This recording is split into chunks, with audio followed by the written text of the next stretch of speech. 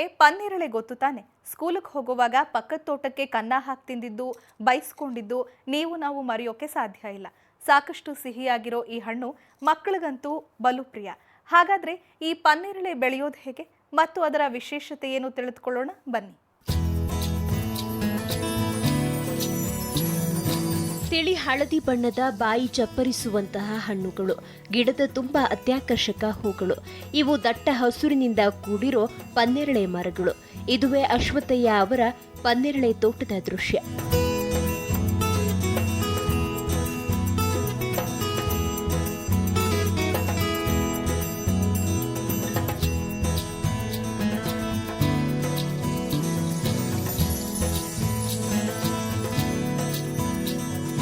ಪನ್ನೇರಳೆ ಸಾಮಾನ್ಯವಾಗಿ ಹಣ್ಣಿನ ಬೀಜದಿಂದ ಸುಲಭವಾಗಿ ಸಸ್ಯಾಭಿವೃದ್ಧಿ ಮಾಡಬಹುದು.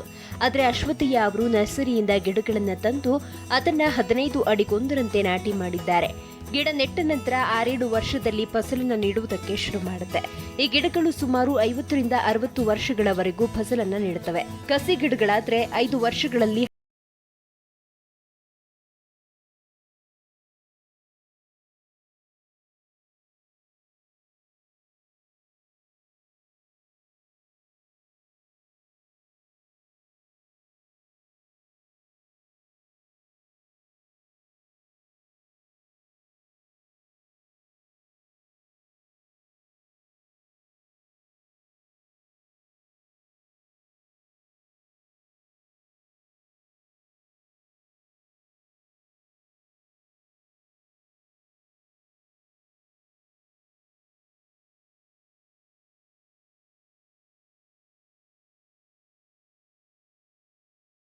ಸೀಡಿಂದ ಮಾಡಿದರೆ ಸ್ವಲ್ಪ ಇದ್ರ ಗುಣ ಚೇಂಜ್ ಆಗಲ್ಲ ಅಂತ ಕಸಿ ಮಾಡಿ ಇದು ಗ್ರಾಫ್ಟೆಡ್ಡು ಅಥವಾ ಕಸಿ ಮಾಡ್ತಾರಲ್ಲ, ಅದ್ರಾಗ ಒಳ್ಳೆ ಈಲ್ಡ್ ಬರ್ತದೆ, ಬೇಗ ಬರ್ತದೆ.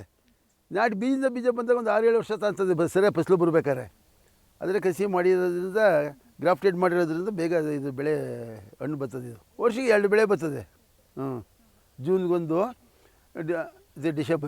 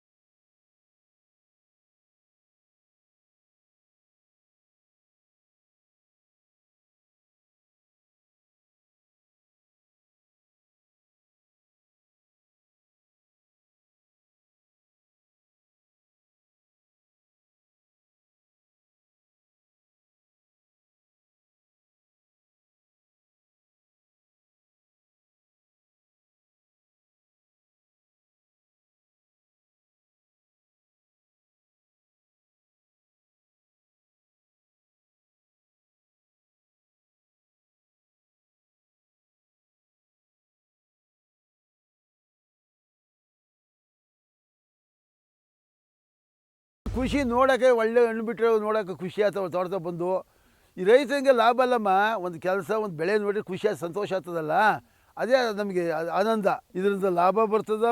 ನಾವು ಕುಡಿಕಿ ಬೆಂಗಳೂರು ಮನೆ ಕಟ್ಟೋದು ಅದೆಲ್ಲ ಆಸೆ ಇಲ್ಲ.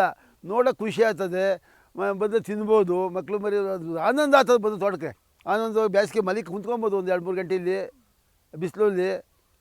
ಒಳ್ಳೆ AC ರೂಮ್ ಇದ್ದಂಗೆ ಇರ್ತದೆ ಇದು. ಅಷ್ಟಕ್ಕೆ ಸಂತೋಷ ಆಗ್ತದೆ ಅಷ್ಟೇ.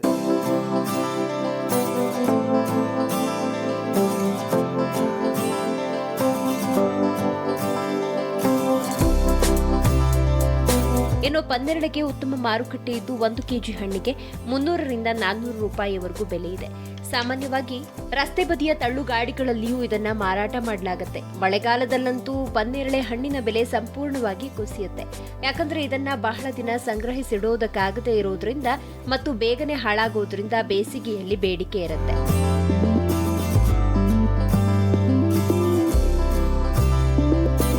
ಹೀಗೆ ಅಶ್ವತ್ಥಯ್ಯನವರು ತಮ್ಮ 6 ಎಕರೆ ಜಮೀನಿನಲ್ಲಿ ಶೂನ್ಯ ಬಂಡವಾಳದಲ್ಲಿ ಪನ್ನೇರಳೆಯನ್ನ ಬೆಳೆದಿದ್ದು ವರ್ಷಕ್ಕೆ 3 ರಿಂದ 4 ಲಕ್ಷದವರೆಗೂ ಆದಾಯವನ್ನ ಗಳಿಸುತ್ತಾರೆ.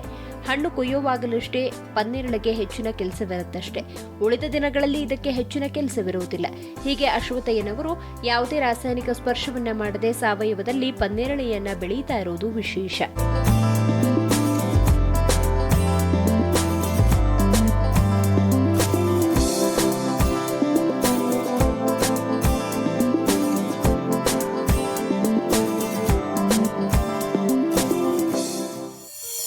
ವರ್ಷದಲ್ಲಿ ಕೇವಲ 2 ರಿಂದ 3 ತಿಂಗಳಷ್ಟೇ ನೇರಳೆ ಹಣ್ಣು ದೊರಕುತ್ತೆ. ಸಾಕಷ್ಟು ಔಷಧಿ ಗುಣಗಳನ್ನು ಹೊಂದಿರೋ ಈ ಹಣ್ಣಿಗೆ ದೇಶ ವಿದೇಶದಲ್ಲಿ ಭಾರಿ ಡಿಮ್ಯಾಂಡ್ ಇದೆ.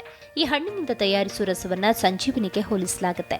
ನಮ್ಮ ರಾಜ್ಯದಲ್ಲಿ ಕಾಣಸಿಗೋದೇ ಅಪರೂಪವಾಗ್ಬಿಟ್ಟಿದೆ. ನೆರೆ ರಾಜ್ಯ ಮಹಾರಾಷ್ಟ್ರದಲ್ಲಿ ನೇರಳೆ ಮರಗಳನ್ನ ಯಥೇಚ್ಛವಾಗಿ ಬೆಳೆದಿದ್ದಾರೆ. ಈ ಮರದಿಂದ ಔಷಧಿ ಗುಣ ಹೊಂದಿರೋ ರುಚಿಯಾದ ಹಣ್ಣುಗಳಷ್ಟೇ ಅಲ್ಲದೆ ಮರದ ತೀರುಗಳು ಬಹಳ ಗಟ್ಟಿ ಇರೋದ್ರಿಂದ ಬಾಗಿಲು ಕಿಟಕಿಗಳಿಗೂ ಉಪಯೋಗಕ್ಕೆ ಬರುತ್ತೆ. ಈ ಹಿಂದೆ ರೈಲ್ವೆ ಹಳಿಗಳನ್ನ ಜೋಡಿಸೋಕು ಈ ಮರಗಳ ತೀರುಗಳನ್ನ ಬಳಸಲಾಗ್ತಾ ಇತ್ತು. ಇಂತಹ ಬಹು ಉಪಯೋಗಿ ನೇರಳೆ ಮರಗಳು ಈಗ ಕಾಣಸಿಗ್ತಿಲ್ಲ. ಕೃಷಿ ಕ್ಷೇತ್ರದಲ್ಲಿ ದಿನೇ ದಿನೇ ಸಾಕಷ್ಟು ಬದಲಾವಣೆಗಳು ಆಗ್ತಾನೆ ಇರ್ತವೆ. ವಿಭಿನ್ನ ರೀತಿಯ ಬೆಳೆಗಳ ಆವಿಷ್ಕಾರಗಳು ನಡೀತಾನೆ ಇರ್ತವೆ. ಅಂಥವುಗಳನ್ನು ತಂದು ನಿಮ್ಮ ಮುಂದಿಡೋದೇ ನಮ್ಮ ಕರ್ತವ್ಯ ಅಂತ ಹೇಳ್ತಾ ಇವತ್ತಿನ ಮಣ್ಣಿನ ಮಗ ಕಾರ್ಯಕ್ರಮವನ್ನು ಮುಗಿಸ್ತಾ ಇದ್ದೀವಿ. ನೋಡ್ತಾ ಇರಿ ಸರಳ ಜೀವನ. ಇದು ಮನುಕುಲದ ಒಳಿತಿಗಾಗಿ.